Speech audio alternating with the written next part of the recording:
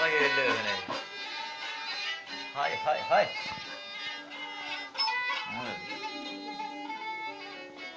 Kaçtan kovalar ama. Yani ya. Otur hav. Bunalma. Ne diyorsun?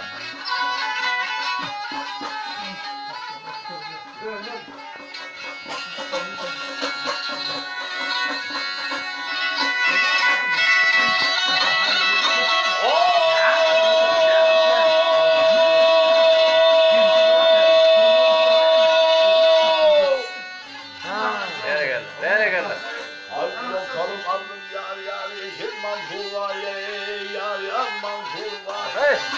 Hay gidelim yengemene gel halam yurduna ya gel yurduna yurduna Ey bitmez mi kandim dolman biter vay gidelim yengemene gel halam yurduna gel Vah vah yurduna gel yurduna gel halam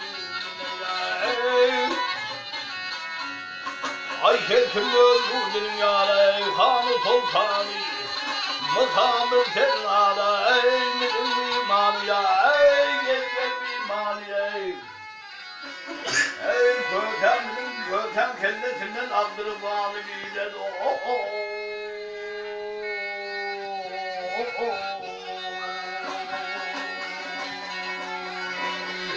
Ay gelin evlenme Gel halam yurduna Vah vah yurdun ey gel yurdun ey Vah vah yurdun gel halam yurdun ey Ay yakalım yurdunum dano yar aldım madasına ey gel madasın Aşıklık yurdunum yar gördüm cedasın gördüm cedasını Ey köteminin berindiler cedasını giderin evlenmene gel halam yurduna Vah vah yurduna gel yurduna Vah vah yurduna gel yurduna gel halam yurduna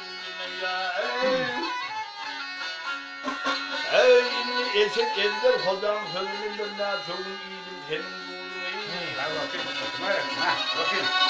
Hayır ağlamam tanalım benden iyi Ay giderin evlenmen Gel halam yurduna Vah vah yurduna gel yurduna Ama Ankara'da götürmeyecekler.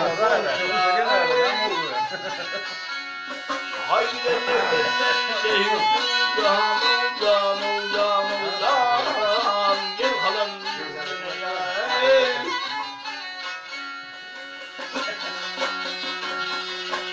Allah'ım bilmiyorum bu değil mi? Kime kadar değil mi? Sağda kalmıyor. Kamerayı evet. Yamaç kırıyor onlar olsun. Aslıydım öyle. Yine o 20-30 yıldan biliyorsunuz bari.